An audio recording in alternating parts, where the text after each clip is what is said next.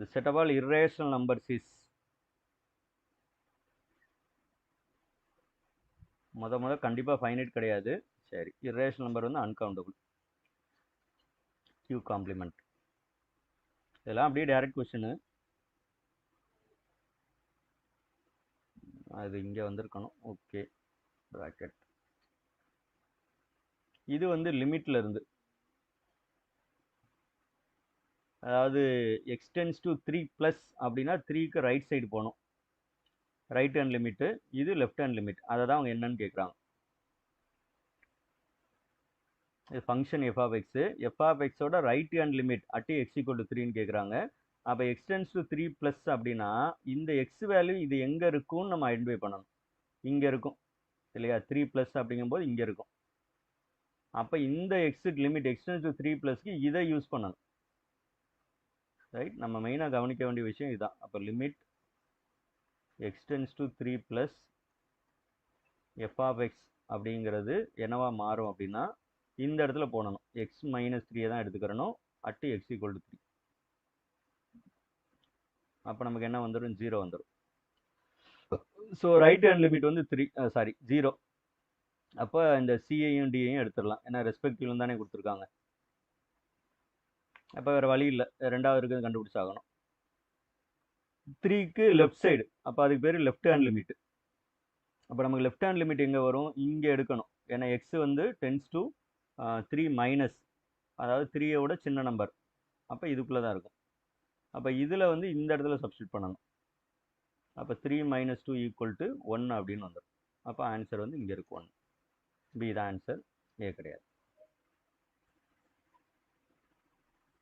இது ஒரு மாடல் ஃபங்க்ஷனில். அப்புறம் வேற என்ன கொடுப்பாங்கன்னா, இந்த மாதிரி லிமிட்லாம் எக்ஸிஸ்ட் ஆகுது அல்லது கண்டினியூஸ் அப்படின்னு கொடுத்துட்டு அங்கே அன்னோன் கொடுத்துருப்பாங்க. ஏ இல்லைன்னா ஏபி அந்த மாதிரி அன்னோன் கொடுத்துட்டு கேட்பாங்க. அது எந்த பாயிண்ட்ல கொடுக்குறாங்களோ அது ரெண்டும் ஈக்குவேட் பண்ணிக்கோங்க.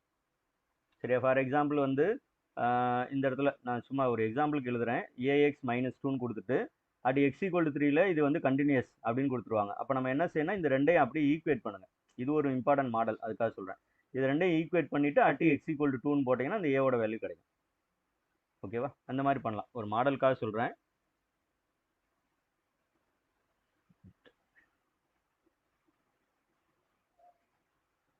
கண்டினியூஸ்னா என்ன அர்த்தம்னா left hand limit equal to right hand limit and also அது ஈக்குவல் டு எஃப் ஆஃப் ஏ அப்படின்னு வரணும்.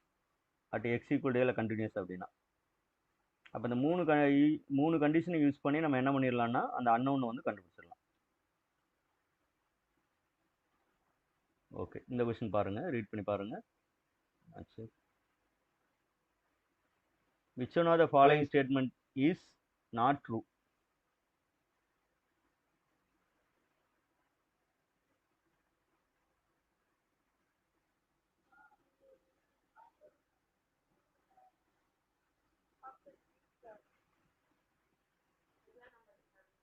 நாட் ட்ரூன்னு கேட்டிருக்காங்க. ஆப்ஷன்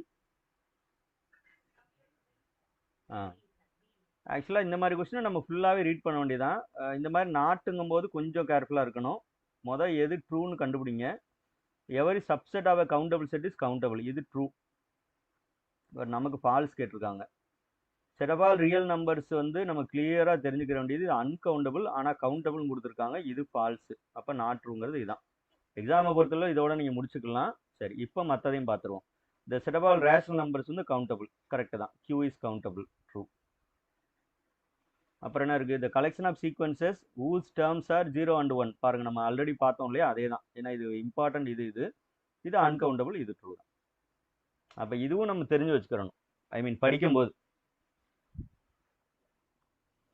அது இன் பர்டிகுலர் இந்த ட்ரூ ஸ்டேட்மெண்ட்டை கிளியராக தெரிஞ்சுக்கிறணும். ஏன்னா இது வந்து அப்படியே அடுத்த ஒரு எக்ஸாமில் மேலே வந்துடும்.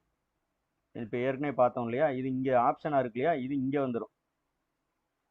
இங்கே கொடுத்துட்டு இது என்னன்னு கேட்பாங்க. கேட்டிருந்தாங்களே ஏற்கனவே, டேஷ் அப்படின்னு வந்துடும், அன்கவுண்டபிள். அப்போ இந்த மாதிரி விஷயத்தை படிச்சுக்கிறோம், நம்ம நோட் பண்ணி படிச்சுக்கிறோம். ஓகே.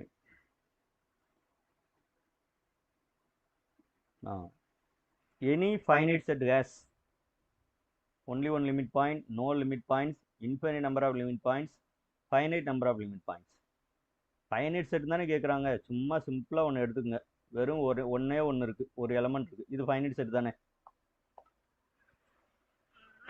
இதுக்கு லிமிட் பாயிண்டே இருக்காது இல்லையா. லிமிட் பாயிண்ட்னா என்ன அர்த்தம்னா, ஃபார் எக்ஸாம்பிள் இதை நீங்க ஏ அப்படின்னு கன்சிடர் பண்ணிக்கிறீங்க. இந்த ஏக்கு ஒரு லிமிட் பாயிண்ட் இருக்கணும்னா, இந்த அதாவது எந்த நம்பரை நான் லிமிட் பாயிண்ட் சொல்ல போறேனோ அந்த நம்பரோட நெய்பர்ஹுட்ல இந்த செட்ல இருக்கிற நிறைய நம்பர்ஸ் இங்க இருக்கணும். அதாவது இன்ஃபைனைட்லி மெனி நம்பர்ஸ் இருக்கணும். பட் இந்த செட்டுக்குள்ள இருக்கதே ஒரே நம்பர் தானே, அப்புறம் எங்கிட்டு நம்ம இன்ஃபைனைட்லி மெனி எலமெண்ட்ஸுக்கு போறது இல்லையா. அதனால finite set has no limit points. இதான் வந்து எப்பவுமே கரெக்ட். அப்போ உங்களுக்கு லிமிட் பாயிண்ட் இருக்கணும்னாலே பேசிக் என்னன்னா இன்ஃபைனைட். அதான் போல்சன் விஸ்டாஸ் தியரத்துல ஆரம்பிக்கும் போதே இன்ஃபைனைட் செட்டுக்கு தான் சொல்லியிருப்பாரு, அப்புறம் பவுண்டட் கண்டிஷன் சொல்லியிருப்பாரு.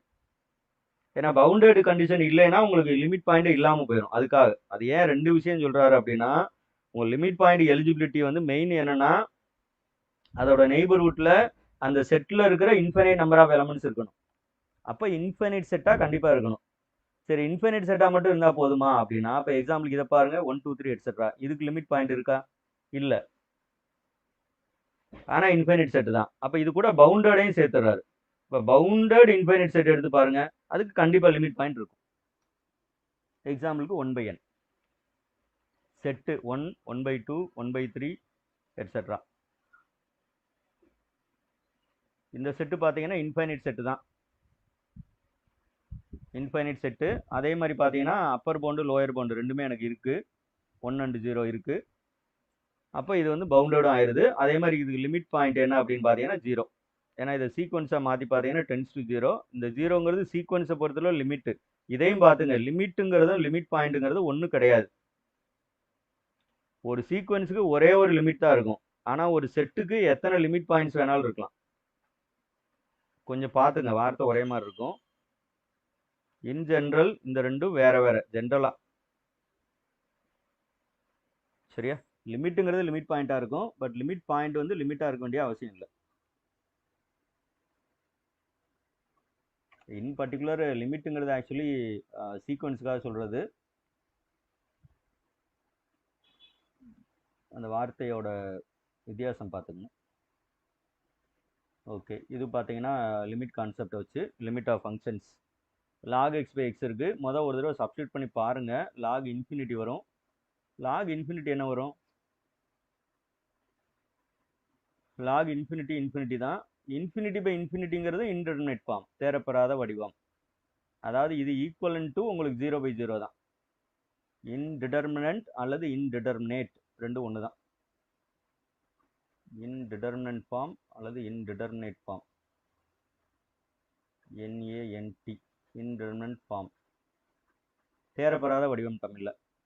இப்படி வந்துருச்சா, அப்போ நான் என்ன பண்ணலாம்னா லோபிதால்ஸ் ரூல் யூஸ் பண்ணிக்கலாம். லாக் எக்ஸை தனியாக டிஃபரன்ஷியேட் பண்ணுவேன், 1/x வந்துடும்.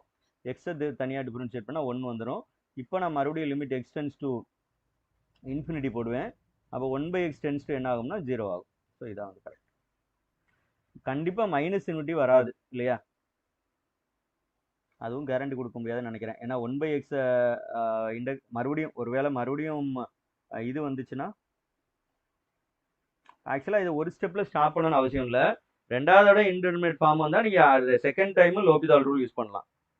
ஒருவேளை அப்படி வந்தால் 1/x டிஃபரன்ஷியேட் பண்ணும்போது நமக்கு -1/x² வரும். இந்த கொஸ்டினுக்கு இல்லை, வேற மாதிரி கொடுத்துருந்தாங்கன்னா. சரி, இந்த கொஸ்டினை பொறுத்தளவில் நமக்கு வேற எதுவும் கிடையாது, ஆன்சர் வந்து 0 தான்.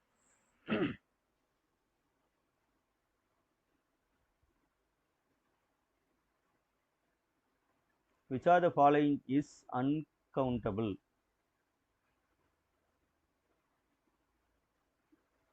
இந்த ஆப்ஷன் ஏ ஆப்ஷன் பி ரெண்டுமே என்னோட சப்செட், கரெக்டா.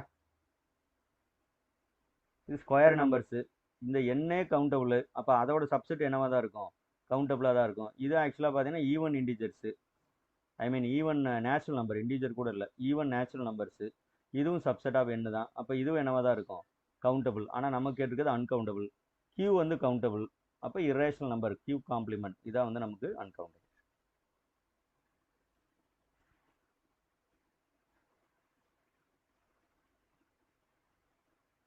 Okay, next question. Sn notation வந்து இந்த இடத்துல எஸ்என் கொடுத்துருக்காங்க, சீக்வன்ஸுக்கு தான். n = 1 to infinity is a Cauchy sequence of real numbers. Then அதே சீக்வன்ஸ் தான். இது வார்த்தை பாருங்க, Cauchy sequence of real number அப்படின்னா காச்சி சீக்வன்ஸ் இன் ஆர். ஆரை பொறுத்தவரை காச்சி சீக்வன்ஸ் இருந்தால் கன்வர்ஜென்ட்டாக இருக்கும், கன்வர்ஜென்ட்டாக இருந்தால் காச்சி சீக்வன்ஸாக இருக்கும். கரெக்டா? அப்புறம் எவரி கன்வர்ஜென்ட் சீக்வன்ஸஸ் என்னன்னு வந்துடும் நமக்கு, பவுண்டட் வந்துடும். இது ஆக்சுவலாக என்ன பண்ணியிருக்காங்கன்னா, இது வெறும் கன்வர்ஜஸ் இருந்தால் கரெக்டு. ஆனால் என்ன கொடுத்துருக்காங்க பாருங்க, கன்வர்ஜஸ் டு 1ன்னு கொடுத்துருக்காங்க. இங்கே தான் நம்ம என்ன பண்ணிடுவோம், ட்ராப் நமக்கு இது, நமக்கு வலையை விரிச்சிருவாங்க. அவசரமாக ரீட் பண்ணிட்டு அப்போ ஆறில் தானே, அப்போ காட்சியாக இருந்தால் கன்வர்ஜென்ஸாக இருக்குன்னு இது வரைக்கும் பார்த்துட்டு டக்குன்னு இதை டிக் பண்ணிடுவோம். ஓகேவா? இப்போ எக்ஸாம்பிளுக்கு 1/n எடுத்துக்கோங்க, சீக்வன்ஸ் 1/n, ரைட்? இது காட்சி சீக்வன்ஸு, ஆனால் கன்வர்ஜஸ் டு 0, 1 கிடையாது. ஓகேவா? டைவர்ஜென்ட் கிடையாது. அன்பவுண்டடா கிடையாது. ஏன்னா 1லேருந்து 0 வரைக்கும், 0க்குள்ளே தான் இருக்கும் நம்பர், அந்த சீக்வன்ஸில் இருக்கிற ரேஞ்சு சொல்லப்போனால், ரைட்? பவுண்டட் தான் கரெக்ட். இப்படி கூட நீங்கள் போகலாம். Cauchy sequence in R implies convergent, every convergent sequence is bounded. அப்படி கொண்டு வர நினைச்சிருக்காங்க ஆக்சுவலா, அதை தான் கொஞ்சம் இப்படி கொடுத்துருக்காங்க. நம்ம இந்த ஆப்ஷன் சியில் வந்து நிறைய பேர் ஏமாறக்கு வாய்ப்பு இருக்கு, கொஞ்சம் பார்த்துக்குங்க. அதுக்காக கன்வர்ஜஸ் டு 0 போட்டுருந்தா கரெக்டானா அதுவும் கரெக்ட் கிடையாது இல்லையா? எக்ஸாம்பிளுக்கு கான்ஸ்டன்ட் சீக்வன்ஸ் எடுத்துங்க, 1,1,1 எட்ஸெட்ரா. இது காட்சி சீக்வன்ஸ் தானே. ஒரு ஸ்டேஜுக்கு அப்புறம் எந்த 2 டேர்ம் எடுத்தாலும் 1 1 தானே வரும். அதை செப்பரேட் பண்ணால் என்ன ஆகும், 0 தானே வரும். அப்போ ஆனால் இது வந்து கன்வர்ஜஸ் டு 1 வருது. ஒருவேளை இங்கே 0 கொடுத்தா கரெக்டானு கேட்பீங்க இல்லையா, அதுக்காக நான் சொல்கிறேன். அதுவும் கரெக்ட் கிடையாது. அதுக்கு இதை எடுத்து எலிமினேட் பண்ணி விட்டுறணும். கன்வர்ஜஸ் அவ்வளோதான், அது எங்கே கன்வர்ஜ் ஆகுங்கிறது அந்த சீக்வன்ஸை பொறுத்து இல்லையா? நம்ம கன்ஃபார்மாக வந்து 0க்கு தான் கன்வர்ஜ் ஆகும், 1க்கு தான் கன்வர்ஜ் ஆகும்னு எந்த கேரண்டியும் கொடுக்க முடியாது. Every Cauchy sequence in R is convergent, அதோட முடிச்சுக்கிடுவோம். கன்வர்ஜென்ட்டுக்கு எந்த நம்பர், எது லிமிட் என்னன்னா நமக்கு தெரியாது. ஐ மீன் தெரியாது மீன்ஸ் மாறும், இந்த சீக்வன்ஸோட நேச்சருக்கு ஏற்ற மாதிரி மாறும். ஓகே, இந்த intersection of finite number of open set is and or a closed, open, not open, none of this. இது கொஞ்சம் பார்த்தாலே பி அண்ட் சி தான் கான்ட்ரடிக்ஷன், ஆப்போசிட்டாக இருக்குது இல்லையா? இந்த மாதிரி கொஸ்டினுக்குலாம் ஒருவேளை டவுட் வந்துச்சுன்னா டேரெக்டாக ரிசல்ட் தெரிஞ்சால் அடிச்சிருங்க. ஃபைனைட்டுன்னு தானே சொல்லியிருக்காங்க, அப்போ 2 எடுத்துக்கிட்டா கூட அது ஃபைனைட் தானே இல்லையா? Finite number of open sets, 2 open set எடுத்து இன்டர்செக்ஷன் போட்டு பாருங்க, அது என்ன வரும். எக்ஸாம்பிளுக்கு இப்போ நான் 0,1 இன்டர்செக்ஷன் 1/2 என்ன போட்டுக்கலாம், ஏன்னா நான் அப்படி எடுத்துட்டேன் எடுக்கும்போதே. சரி, ஒருவேளை இங்கே 1 போட்டுக்கிறோன்னு வச்சுக்கோங்க, உங்களுக்கு ஈஸியாகிறதுக்காக. இதோட முடிஞ்சிருமா? கரெக்டா? அப்போ இது வந்து என்னது, ஓப்பன். நாட் ஓப்பன் கொடுத்துருக்காங்க, க்ளோஸ்டு கிடையாது, ஸோ ஓப்பன் செட். சும்மா 2 அந்த மாதிரி எடுத்து பண்ணிக்கலாம், ஏன்னா 2ங்கிறது ஃபைனைட் தானே, அந்த மாதிரி எடுத்துக்கலாம். பட் இது நான் ஏற்கனவே சொன்ன மாதிரி ஓப்பன் செட் க்ளோஸ்டு செட்டில் இந்த ரிசல்ட் வந்து தெரியணும். இன்டர்செக்ஷனாக ஃபைனைட்டா ஆர்பிட்ரரியா அப்படின்னு கொடுத்துருக்காங்களான்னு பார்த்து தெரிஞ்சு வச்சுக்கோங்க. அப்படி ஒருவேளை மறந்துச்சுனாலும் இப்படி நம்ம அப்ரோச், இந்த மாதிரி அப்ரோச் பண்ணி கண்டுபிடிக்க தெரியணும், அதுதான் ரொம்ப முக்கியம். இப்போ நம்ம எக்ஸாம்பிள் மூலமாக எலிமினேட் பண்ணிடலாம். நன் ஆஃப் தீஸ் எலிமினேட் பண்ணது கஷ்டம். நன் ஆஃப் தீஸ் எலிமினேட் பண்ணோம்னா ஏதாவது ஒன்று கன்ஃபார்மாக நமக்கு தெரிஞ்சால் தானே பண்ண முடியும். 3மே தப்புனா நன் ஆஃப் தீஸ் போயிடலாம். பட் இப்போ பி வந்து எப்போவுமே ட்ரூங்கிறதுனால நான் என்ன பண்ண முடியாதுன்னா, எக்ஸாம்பிள் மூலமாக நான் பியை வந்து எலிமினேட் பண்ண முடியாது, ஏன்னா இதுதான் கரெக்டான ஆன்சர் இல்லையா? டிஏ எலிமினேட்டே பண்ண முடியாது எப்போவுமே. ஒரே ஒரு வழி பியும் ஃபால்ஸ்ன்னு சொன்னாதான். பட் இதையும் நான் சொல்ல முடியாது, அது ஒரு சிக்கல் இருக்குது. கொஞ்சம் நல்ல ஸ்டாண்டர்ட் கொஸ்டின்னா இதை என்னை கேட்டால் இதை அவாய்ட் பண்ணணும். நன் ஆஃப் தீஸை மோஸ்ட்லி அவாய்ட் பண்ணணும். 3மே தப்பாக கொடுத்துட்டு வேணா நன் ஆஃப் தீஸ்னு கொடுத்தா கொஞ்சம் எலிமினேட் பண்ணலாம். இப்போ ஃபார் எக்ஸாம்பிள் பி வந்து நெய்தர் ஓப்பன் ஆர் க்ளோஸ்னு கொடுத்துட்டாங்கன்னு வச்சுக்கோங்களேன், நான் கொஞ்சம் எலிமினேட் பண்ணுறதுக்கு சான்ஸ் இருக்கும். ஓப்பன் வர மாதிரி எக்ஸாம்பிள் கொடுத்துட்டேன், ஆனால் நெய்தர் ஓப்பன் ஆர் க்ளோஸ்னு ஆப்ஷன் பியில் இருக்குன்னா நான் இப்போ எலிமினேட் பண்ணிடுவேன் இதே எக்ஸாம்பிள் வச்சு. அந்த கேஸில் நான் என்ன பண்ணிடுவேன்னா ஆப்ஷன் டி வந்து சூஸ் பண்ணிடுவேன்.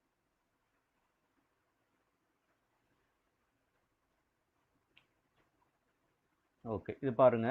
லெட் ஏ ஈக்குவல் டு இந்த மாதிரி இருக்கு 1/n, கமா 1.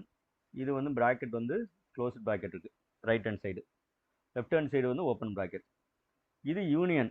யூனியனும் பார்த்தீங்கன்னா n equal to 1 to infinity, அப்படியே யூனியன் போட்டுகிட்டே போகணும். அது open set, not closed set, not closed set. இங்கேயும் பார்த்தா நன் ஆஃப் தீஸ் இருக்கு.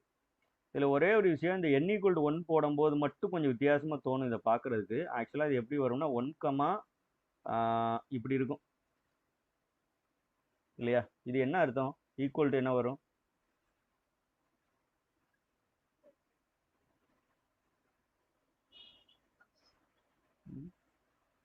இது ஆக்சுவலாக நீங்கள் இதை பார்த்து கன்ஃபியூஸ் ஆக வேணாம், இதை இல்லாத மாதிரி நினச்சிக்கோங்க. 1 வருமா? 1 வரும்னு ரைட் ஹேண்ட் சைடை பார்த்து சொல்லுவான், ஆனால் லெஃப்ட் ஹேண்ட் சைடை பார்த்தா 1 இல்லைங்கிற மாதிரி தெரியுதுல்ல இல்லையா?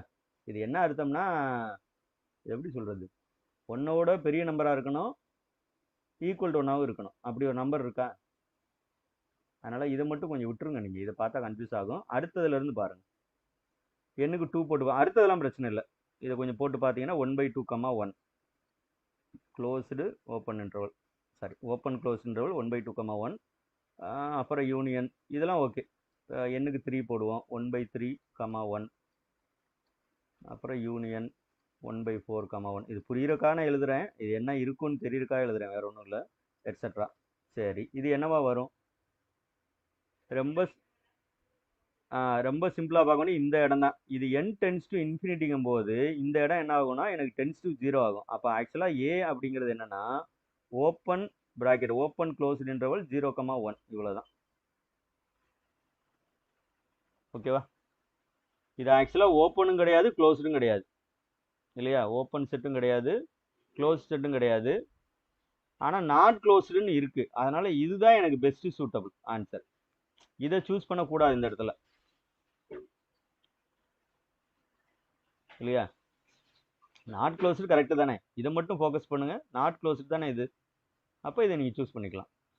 ஒருவேளை இன்னொரு ஆப்ஷன் நெய்தர் ஓப்பன் நாட் க்ளோஸ்டுன்னு கொடுத்தாங்கன்னா இதை விட்டுட்டு அதுக்கு போயிடணும், ஏன்னா இதை விட அது பெஸ்ட் ஆயிரும். ஸோ இதுக்கு ஆன்சர் வந்து நெய்தர் ஓப்பன் நாட் க்ளோஸ்டு ஜென்ரலாக. பட் இந்த இடத்துல நாட் க்ளோஸ்டுங்கிறதுனால இதுதான் எனக்கு பெஸ்ட் சூட்டபிள் ஆன்சர், அதனால சி செலக்ட் பண்ணி.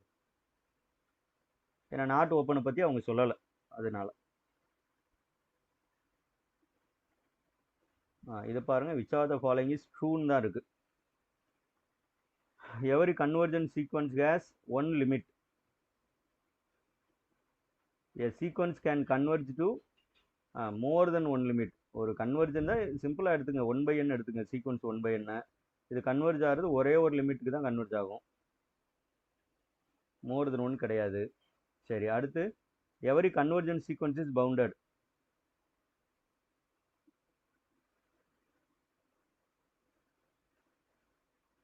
கரெக்டாக அது. இது every convergent sequence is unbounded, இதையே எடுத்துக்கலாம். அதுக்கு இது கன்வர்ஜன் சீக்வன்ஸ் பவுண்டட் தானே, அப்போ இதை எடுத்துடலாம்.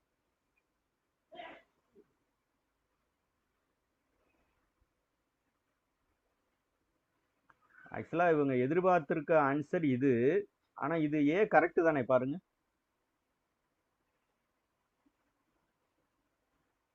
கன்வர்ஜன் சீக்வன்ஸ்னா அது கன்வர்ஜ் ஆகுதுன்னு அர்த்தம். நமக்கு டெஃபினிஷன் பார்த்தோம்னா, நம்ம டெக்ஸ்ட் புக்கில் இருக்க டெஃபினிஷன் படி பார்த்தோம்னா, மாலுசா a n minus L less than epsilon for all n greater than or equal to ஒரு சம் ஸ்டேஜ், ஏதோ ஒரு கேபிட்டல் என் ஏதோ ஒன்று கொடுத்துருப்பாங்க.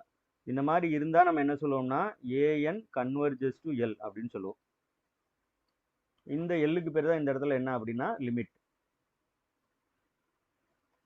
அப்போ ஒன்று தானே இருக்கும் இல்லையா? இதுவும் கரெக்டாக தான் வருது. நம்ம டெஃபினிஷன், இந்த டெஃபினிஷன் படி சில நேரம் என்ன ஆர்கியூ பண்ணுறாங்கன்னா, ஒன் லிமிட் இருக்குன்னு அவசியம் இல்லை, ஒரு கன்வர்ஜன் சீக்வன்ஸுங்கிற மாதிரி கொண்டு போகிறாங்க. ஆக்சுவலாக சப்சீக்வன்ஷியல் லிமிட்டுங்கிற கான்செப்ட், பட் நம்ம படிச்சிருக்கிறது இதுதான். அதனால என்னைய பொறுத்தவரை இந்த ஏங்கிறது கரெக்டு தான். நமக்கு டெஃபினிஷன் இப்படி தானே இருக்கும், வேற மாதிரிலாம் இருக்காதுல்ல.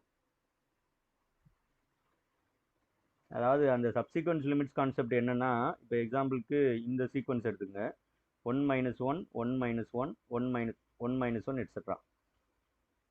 இதில் ஈவன் நம்பர் ஆட் டேர்ம்ஸை மட்டும் தனியாக எடுத்துங்க, 1, 1, 1 வருமா, இது வந்து கன்வர்ஜஸ் டு 1 அப்படிங்கிறாங்க. அதே மாதிரி என்ன இருக்குது, ஈவன் டேர்ம்ஸ் மட்டும் பாருங்கள், -1 -1 -1 அப்படின்னு எடுத்துக்கோங்க, எட்ஸெட்ரா. இது வந்து கன்வர்ஜஸ் டு -1. அதனால இது ஒரு லிமிட்டு, இது ஒரு லிமிட்டுங்கிறாங்க. பட் நம்மளை பொறுத்தவரை கன்வர்ஜன், இது கன்வர்ஜென்ட்டே கிடையாது முதல்ல இந்த சீக்வன்ஸ். கரெக்டா? ஒரு சப்சீக்வன்ஸ் கன்வர்ஜஸ் டு ஒரு நம்பருங்கிறதுக்காக அதே நம்பருக்கு இந்த சீக்வன்ஸ் கன்வர்ஜாக இருக்கணும்னு அவசியம் இல்லை இல்லையா? இதே எக்ஸாம்பிள். ஆனால் ஒரு கன்வர்ஜன் சீக்வன்ஸ் இருந்தால் அது நீங்கள் எத்தனை சப்சீக்வன்ஸ் எடுத்தாலும் எல்லாமே ஒரு அதே நம்பருக்கு தான் கன்வர்ஜ் ஆகும். எக்ஸாம்பிளுக்கு 1/n எடுத்துக்கங்க. இந்த 1/nக்கு நீங்கள் எத்தனை சப்சீக்வன்ஸ் வேணாலும் எடுங்க, 1, 1/2, 1/3. ஆட் நம்பர் மட்டும் எழுங்க, ஆடு டேர்ம்ஸ் அதுக்கு பேர் இல்லையா, ஆட் டேர்ம்ஸ் மட்டும் 1, 1/3, அப்புறம் என்ன ஒரு 1/5 எட்ஸெட்ரா. இதையும் பாருங்கள், இதுவும் என்னதான் ஆகும், கன்வர்ஜஸ் டு 0 தான். ஈவன் டேர்ம்ஸ் மட்டும் எழுதி பாருங்கள், அதுவும் கன்வர்ஜஸ் டு 0 தான். இல்லைன்னா நீங்கள் பாட்டுக்கு ரேண்டமாக எடுங்க, first term, 5th term, 10th term, அப்புறம் வந்து 100th டேர்ம், 1000th டேர்ம், சும்மா அப்படி மாற்றி மாற்றி எடுங்க, அதுவும் என்னதான் ஆகும், கன்வர்ஜஸ் டு 0 தான் வரும். ஓகேவா? அதனால ஏவும் கரெக்ட் தான். ரைட்.